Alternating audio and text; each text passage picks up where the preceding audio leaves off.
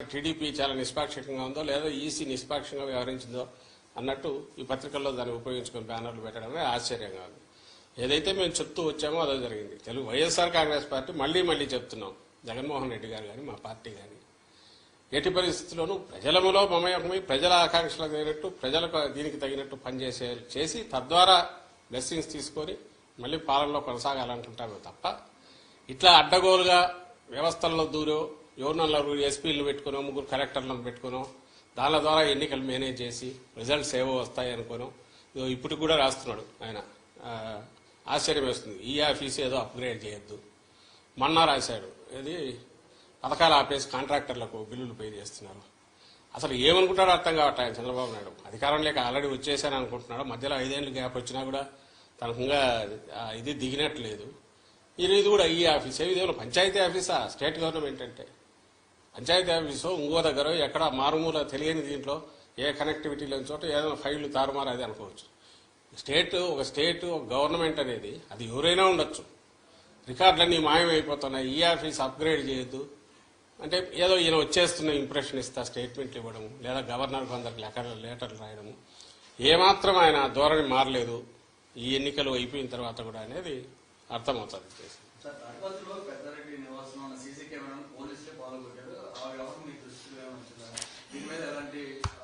అది అన్యాయమైన ఇది. సీసీ కెమెరాలు అనేవి అది వీళ్ళు చేసిన పనే. వాళ్ళకి కావాల్సిన వాళ్ళని వీళ్ళని తీసుకొచ్చో అక్కడ పెట్టుకొని దౌర్జన్యానికి దిగి హింసాకాండ క్రియేట్ చేసి భయోత్పాతం క్రియేట్ చేయడము, దాంట్లో నుంచి ఏదైనా లాభం పొందాలని చూడడం ఏదైతే ముందు నుంచి టీడీపీ నేచర్తో ఇక్కడ కూడా అదే కనపడుతుంది. సీసీ కెమెరాలు ఉండేదే ఎవరైనా నేరం ఏదైనా జరిగితే దాన్ని పట్టుకోవడానికి ఉపయోగపడాల్సినవి.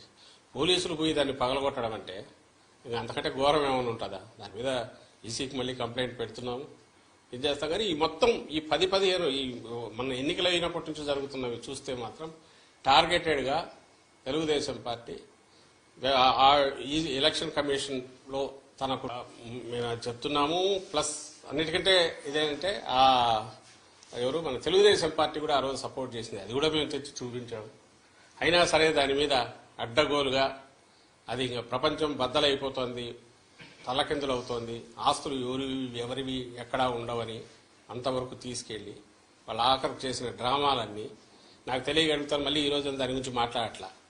ఈరోజు మాట్లాడట్లా, అయిపోయింది వాళ్ళ పని. దాని పని దాంట్లో 2 తెలుస్తాయి. నేను ఇంతకుముందు అన్నట్టు వాళ్ళు ఇచ్చిన ప్రామిసుల మీద వాళ్ళకు నమ్మకం లేదు. వాళ్లను జనం తెలుగుదేశం పార్టీని నమ్ముతున్నారనే నమ్మకం కూడా వాళ్ళకు లేదు.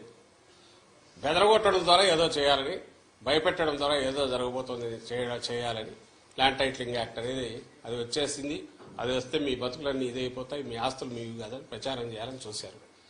ఆ నెగటివ్ దాంట్లో పడి వాళ్ళు కొట్టుకుపోయినారు. దాని రిజల్ట్ ఏదన్నా ఉంది అంటే అది తెలుగుదేశం పార్టీకి నష్టం జరిగింది అనేది పోలింగ్ చూస్తే అర్థమవుతుంది. ఈరోజు ఆఖరికి అర్థమైందిగా. అంటే నీతి ఆయోగ్ వాళ్లే ఆర్టీఐ యాక్ట్ కింద ఎవరో పెడితే క్లారిఫికేషన్ ఇస్తే దాన్ని వాళ్ళు కూడా మేము సపోర్ట్ చేస్తున్నాం, మంచి ఇదని వాళ్ళు అన్నారు. ఇది రియాలిటీ వాస్తవం ఏదంటే 5 ఏళ్లు బ్రహ్మాండంగా ప్రజలను రాష్ట్రాన్ని కాసుకోవడము, రాష్ట్ర అభివృద్ధికి కానీ సంక్షేమానికి కానీ కట్టుబడి ఉండడము, ఏది చేసినా ప్లెయిన్గా ఉండడము, దిక్కుమాలిన కుట్రలో కుతంత్రాలో ఇలాంటివి చేయకుండా ఉండడము, ఇది జగన్మోహన్ రెడ్డి గారి లక్షణం. చంద్రబాబు నాయుడు ఏమో దానికి పూర్తి రివర్స్. ఆయన ఏది చేసినా దాన్ని ఓ పీక్కు తీసుకెళ్లి గోబెల్స్ తరహాలో ఒక అబద్దాన్ని పదే చెప్పి అది నిజమని నమ్మించి ఆ ప్రాసెస్ లో తను బయటపడాలనుకుంటాడు.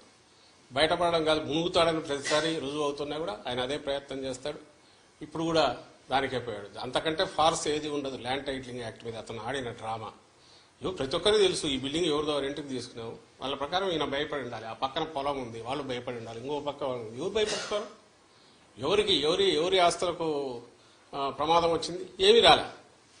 అయినా సరే ఈయన క్రియేట్ చేసిన ఒక ఫాల్స్ దీన్ని అబద్దాన్ని పదే చెప్పేసి రాష్ట్రం అంతా అతరాకుతలం అయిపోతుంది ఇంప్రెషన్ తీసుకొచ్చి ఆ దీంట్లో జరిగింది ఏదే అంటే తనే కొట్టుకుపోయినాడు. అది రేపు June 4th తెలుస్తుంది. ఇలాంటి ఫార్సికల్ దీనివల్ల ఇంకో దాని వల్ల ఏం కాదు అని ప్రజలకు ఏదన్నా కావాలంటే సీరియస్ పాలిటిక్స్ చేస్తేనే వాళ్ళ పాలిటిక్స్ చేసిన వాళ్ళకి కానీ ఆ పార్టీకి కానీ జనం బ్లెస్సింగ్స్ ఉంటాయి. ప్రజలకు కావాల్సింది కూడా అలాంటిదే తప్ప ఇలాంటి పబ్లిసిటీ ఏమంటారు దాన్ని ఏమంటారు మీడియా చేతిలో ఉందనో మౌత్ పబ్లిసిటీ దీని ద్వారానో కేవలం అబద్ధాలు ప్రచారం చేయడం ద్వారా ఎలాంటి ఇది ఉండబోదు, ప్రయోజనం ఉండబోదని ఈ ఎన్నికల్లో అది కూడా ఒకటి రుజువు అవుతుంది. రేపు జూన్ 4 మీరు ఫలితాలు చూసినప్పుడు తెలుస్తుంది. సార్, ఇప్పటికే సిట్ని నియమించారు. ఇంకా కౌంటింగ్ ప్రక్రియ సజావుగా సాగాలంటే మరికొంత పోలీసులు కూడా బదిలీ చేయాలని కూడా నిన్న కూడినట్లు తెలుసు. మంత్రులు కూడా ఇది గవర్నర్ కలిసినట్టు ఉంది. ఇప్పుడు ఒకటి సిస్టంలో మేము అనుకుంటుంది అన్నిటికంటే ముఖ్యంగా పోలీస్ అబ్జర్వర్ తప్పించాలి. ఈసీ తరఫున ఎవరైతే ఉన్నాడో రిటైర్డ్ అధికారి, అతనికి ఏ బాధ్యత లేదు, వచ్చి అందరినీ అడ్డంగా కంట్రోల్ చేసే దీపక్ మిశ్రా అని పేరు ఏదో ఉంది చేయాలని చూస్తున్నాడు. దానివల్ల కొంతమంది అటు లీనింగ్స్ ఉన్న వాళ్ళు లేదా వాళ్ళ కుట్రల్లో పార్ట్ అయిన వాళ్ళు కొంతమంది ఉండొచ్చు అధికార వ్యవస్థలో, కొంతమంది రికార్డులో ఏం రాస్తారో పై నుంచి ఎలక్షన్ కమిషన్ పరిధిలో ఉంది, రేపు కౌంటింగ్ అయ్యేంతవరకు కాబట్టి కోడ్ ఉన్నంతవరకు అనే భయంతో కూడా వాళ్ళ దీనికి లొంగి చేయొచ్చు. కాబట్టి అందరు అధికారులను కేవలం ఎలక్షన్ కమిషన్ పరిధిలో ఉంది కాబట్టి అధికార యంత్రాంగం అంతా అట్లా ఉందని మేమైతే అనం. అదేదో కొంచెం ఎందుకంటే చూసాము 5 ఏళ్ళు ఇది ఇటాల్ రౌతు కొద్ది గుర్రం అన్నట్టు ఎవరు కంట్రోల్ చేస్తున్నారో, ఎవరైతే పైన ఉంటారో వాళ్ళ మీద కంట్రోల్ చేసేవాళ్ళు, దానికి తగినట్టు బ్యూరోక్రసీ పనిచేస్తుంది. చిన్న చిన్నవి పొలిటికల్ ఉండేవాళ్ళు కొంతమంది ఉండొచ్చు. అయితే దాన్ని ఆసరా చేసుకుని ఎలక్షన్ కమిషన్ పరిధిలో ఉంది కాబట్టి తెలుగుదేశం పార్టీ కొంతమంది వాళ్ళ ఏజెంట్లు లాంటి వాళ్ళను వాళ్ళకు లొంగినంలో పెట్టుకున్నారు. కొంతమంది ఈ ప్రాసెస్లో వీళ్లతో గొడవ ఎందుకో ఎలక్షన్ కమిషన్ ఏం రిమార్క్స్ రాస్తుందని భయపడి కొంతమంది అధికారులు దానికి ఇచ్చేసింది. మాకు కావాల్సిందల్లా ఏంటంటే ఒక ఫేజ్ అయిపోయింది. వైఎస్ఆర్సీపీకి సంబంధించినంత వరకు పీస్ఫుల్ ఎలక్షన్స్, పోలింగ్ అండ్ పీస్ఫుల్గా అన్నీ జరిగితే అంటే అడ్వాంటేజ్.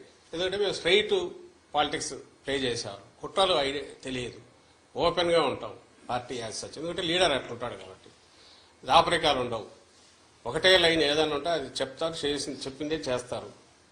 ఇన్ని ఉన్న వాళ్ళము మేము ఒకరిద్దరు అధికారుల మీద డిపెండ్ అయ్యో లేక అధికారుల వ్యవస్థను లోపరుచుకోనో వ్యవస్థను మేనేజ్ చేయడం ద్వారానో ఏదో చేయాలని అయితే మా పార్టీ ఎప్పుడు అనుకోదు, మా నాయకుడు ఎప్పుడు అనుకోడు. అది అందరికీ ఈ 10-12 ఏళ్లలోనే ప్రజలకు కూడా అందరికీ అవగతమైంది.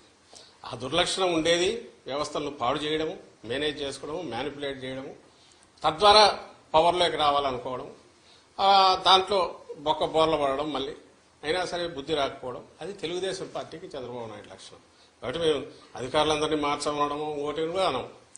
ఎన్నికల కమిషను బాధ్యతాయుతంగా వ్యవహరించింటే, కమిషన్ అంటే I'm not saying commission per se totally, దాని తరపున ఎవరైతే డెప్యూట్ చేశారో వాళ్ళు కొంచెం డిస్క్రిప్షన్ యూజ్ చేసి నిష్పాక్షికంగా కంప్లైంట్లు వస్తే లోతుగా చూసి, అలాగే దానికి ఆల్టర్నేటివ్ ఏదైనా చేసేటప్పుడు అది కూడా లోతుగా చూసి, అంపైర్ అనేవాడు బ్యాలెన్స్ ఎట్టున్నారని అట్లా ఉండగలిగి ఉంటే ఈ పరిణామాలు, హింస ఇవి జరిగేవి కాదు.